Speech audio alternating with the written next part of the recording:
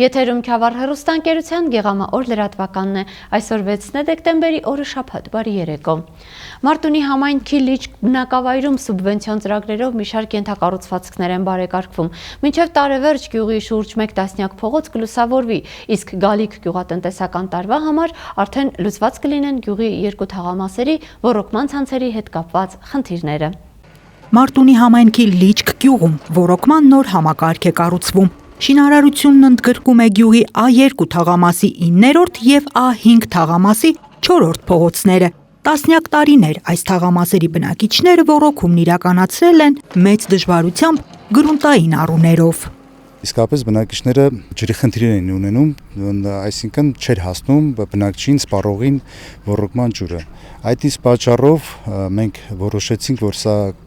շատ կարևոր հարց է լուծում մեր բնակիչների համար եւ այս ծրագիրը ներառեցինք սուբվենցիոն ծրագրերի մեջ եւ շատ լավ է, որ այսօր կյանքի է կոչվում։ Պայմանական 10 լիտր վարկյան ջրված թողման պայմաններում տեղ էր հասնում 5-ից 6 լիտրը, ոռոգումն էլ ժամեր եւ նույնիսկ օրեր էր տևում, պատմում են գյուղացիները։ Մինչև տարեվերջ 9-րդ փողոցում ոռոգման ցանցի աշխատանքները կավարտվեն, եթե եղանակը բարեհաճ գտնվի, նաեւ 4-րդ փողոցում կսկսվի շինարարությունը։ Ջուրը ժամանակին լինում էր, պրոստո չէր հասնում, առուչ ունեինք նորմալ։ Մենք մեր ուժերով մաքրում էինք, մի կերպ ջերում էինք մեր բոստանները, ասեմ այսպես։ Բոլոր տեսակի խնդիրներից ազատված կնենք ջրի հետ կապված։ Ջրանցումները թողած է, ամեն ինչ նորմալ դրել են։ Միայն 100 մետրն է, որ LR4 է, երկաթբետոնյա LR4 է, մնացածը 530 մմ-անոց կիսախողովակներ են լինելու։ Աշխատանքների ավարտելուց հետո ոռոգվող տարածքները ավելանալու են 150 հեկտարով, որը օգտվելու են 700 տնտեսություն շուրջ։ 2 թաղամասի ոռոգման ցանցերի կառուցման ծրագրի արժեքը շուրջ 38 միլիոն դրամ է, որի 75%-ը հատկացրել է կառավարությունը, 25%-ը համայնքը։ Լիճք գյուղում սուբվենցիոն ծրագրով նաև արտաքին լուսավորության ցանց է կառուցվում, կլուսավորվի 11 փողոց։ Ծրագրի ընդհանուր արժեքը կազմում է 38 միլիոն դրամ, որից 60%-ը ֆինանսավորվում է կառավարության կողմից, 40%-ը համայնքի կողմից է ֆինանսավորվելու։ Ամբողջությամբ նոր է կառուցվելու, մենք բնակավայրերում անցած տարիներին ուրիշ փողոցներում իրականացրել ենք, բայց կոնկրետ այս 11 փողոցը, որ իրականացվելու է, առաջի անգամ արվելու, նախկինում չենք ունեցել լուսավորության ցանց։ 5100 գծամետր ընդհանուր երկարությամբ ցանցը կազմված է LED լուսատուներով աշխատող 180 հենասյունից։ Շինարարությունը սկսվել էր 2025-ի օգոստոսին, ավարտը նախատեսված է մինչև տարեվերջ։ Անահիտ Կարեյան, Քյավառ հեռուստաընկերություն, Գեղամա օր։ Տեղի է ունեցել Գավառի մասնակցային բյուջետավորում 2026 թվականի գործընթացի հանդիպում քննարկումը։ Ներկայացվել են 2025-ի աշխատանքները եւ 26-ի թեմատիկ առաջնահերթություններն ու գործընթացի մանրամասները։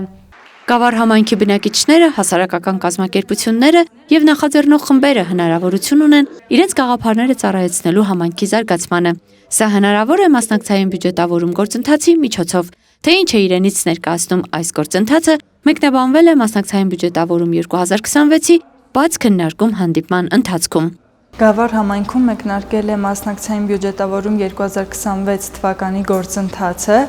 Մենք ունեցել ենք տարբեր իրազեկման արշավներ եւ մեր բաց հանդիպում քննարկումը եւս միտված էր իրազեկելու բնակիչներին, թե ինչ է մասնակցային բյուջետավորումը։ Մասնակցային բյուջետավորումը որպես այդպիսին քաղաքացիական ակտիվության կարևոր մեխանիզմներից մեկն է եւ երիտասարդները լինելով համայնքի ակտիվ մասնակցային կորիզը իրենց առաջադրված խնդիրներին փորձում են լուծում տրամադրել ու տվյալ պարագայում իրենց առաջ խնդիրները որպես լուծում կարողանում են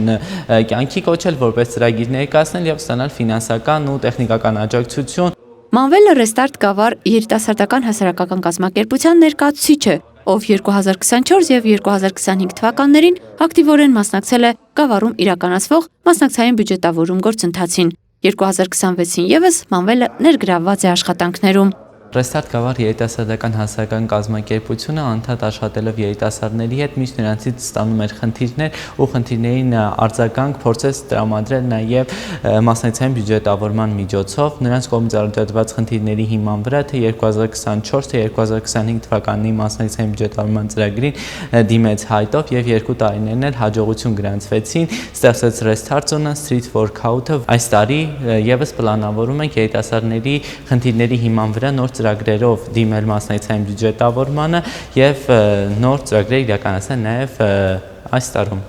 Հանդիպման ընթացքում պանելային քննարկմամբ ներկայացվեցին մասնակցային բյուջետավորման հիմնական փուլերը, պահանջները, 2026 թվականի առաջնահերթությունները, գործընթացում ներգրավվելու եւ համայնքի զարգացմանը մասնակցելու հնարավորությունները։ Դրանք ներկայացրին եւ մասնակիցներին հետաքրքրող հարցերին պատասխանեցին Գավառ համայնքի ղեկավարի առաջին տեղակալ Գրիգոր Դաշտոյանը, համայնքապետարանի աշխատակազմի ֆինանսատնտեսագիտական եկամուտների հաշվառման եւ հավաքագրման բաժնի պետ Տիգրան Բրսիկյանը, մասնակցային բյուջետավորման գործընթացի համակարգողներ Հակոբ Սարգսյանը եւ Ռիփսիմե Զանգիզորյանը։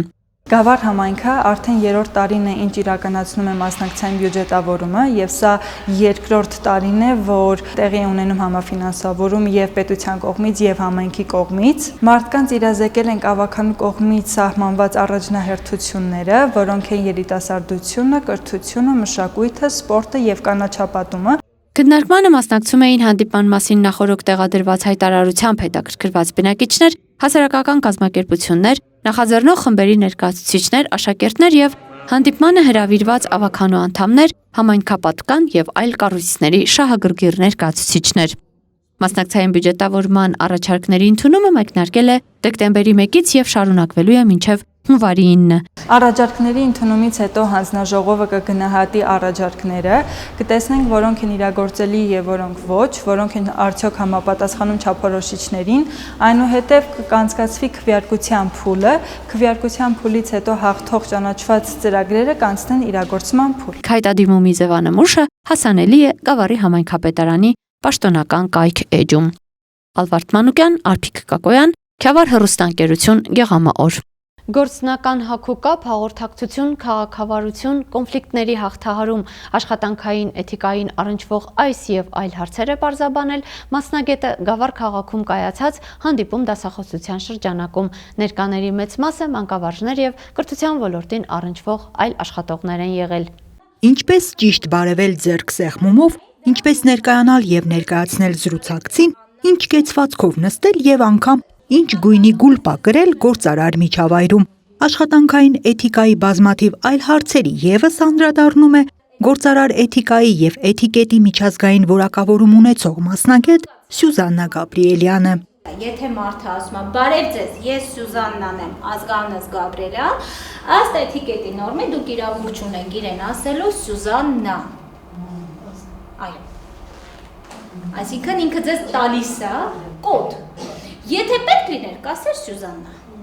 Բա ինչի ազգանունն եք տալիս։ Աշխատանքային միջավայրում շատ կարևոր է ինչպես ենք մենք հաղորդակցվում եւ հաղորդակցման հմտություններին տիրապետելով մենք կարող ենք կարգավորել ցանկացած զրույց, ցանկացած գործարք, ցանկացած միջավայրում մեզ ավելի ազատ զգալ, անկաշկան, ինչու՞ չէ, եթե նույնիսկ ծագեն կոնֆլիկտներ, երբ մենք տիրապետում ենք աշխատանքային գործարար էթիկայի կանոններին, հավատացեք այդ ամենը շատ հեշտ է լուծվում։ Գավառի ուսուցողական կենտրոնի նախաձեռնությամբ եւ Ամքոր Հայաստան բարեգործական հիմնադրամի աջակցությամբ իրականացվող Էթիկայի դպրոց բարեկիրթ սերունդ ծրագրի շրջանակում կազմակերպված դասընթացին հրավիրված են հիմնականում մանկավարժներ եւ կրթական այլ հաստատությունների ներկայացուցիչներ։ Սա ծրագրի 3-րդ հանդիպումն է։ Նախորդ երկուսը կազմակերպվել էր պատանիների եւ ուսանողների համար։ Առաջի դասախոսության ժամանակ մենք ընտրել էինք պատանիներին, ում մենք սովորեցրեցինք ինչպիսի վարքականոններ պետք է դրսևորել տանը դպրոցում։ Երկրորդ աուդիտորիան մեզ մոտ ավելի մեծ մարդիկ էին, ովքեր պատրաստվում են մուտք գործել աշխատանքային միջավայր, նրանց հետ նույնպես կիսվեցի գիտելիքներով, ինչպես ձևավորել ճիշտ առաջի տպավորություն, ինչպես կարգավորել խնդիրներ եւ ինչպես տիրապետել հաղորդակցման մշակույթին։ Հաճախ ամենատարբեր ոլորտներում հաջողության հասնելու կարևորագույն նախապայմաններից մեկն էլ էթիկայի եւ էթիկետի կանոնների պահպանումն է, նշում է դասախոսը, իսկ օրինակները թե նրա, թե լսարանի սեփական փորձից են։ Թե մանկական էթիկայի, թե աշխատանքային էթիկայի թեմաները շատ են եւ կարծում եմ մեկ հանդիպումը իսկապես քիչ է, ճիշտ է տալիս է կոնկրետ խնդրի լուծում, բայց այնքան շատ են թեմաները, այնքան կարեւոր են, որ իհարկե մեծ սիրով կընդունեմ արդեն համագործակցության այլ առաջարկներ եւ կկիսվեմ իմ գիտելիքներով։ Գավառի ուսուցողական կենտրոնի հետ գործակցության Դասախոսություններն արդյունավետ եւ բովանդակալից անցկացնելու համար Սյուզաննա Գաբրիելյանին շնորհակալագիր է հանձնում կենտրոնի տնօրեն Մարիա Ղասաբողլյանը։ Անահիտ Կարյան, Սարգիս Ալավերդյան, Քյավառ հեռուստաընկերություն, Գեղամա օր։ Քյավառ հեռուստաընկերության Գեղամա օր լրատվականի այս թողարկման համար նախատեսել էինք այսքանը։ Ես ձեզ հրաժեշտ եմ տալիս եւ մաղթում հաճելի հանգստյան օր։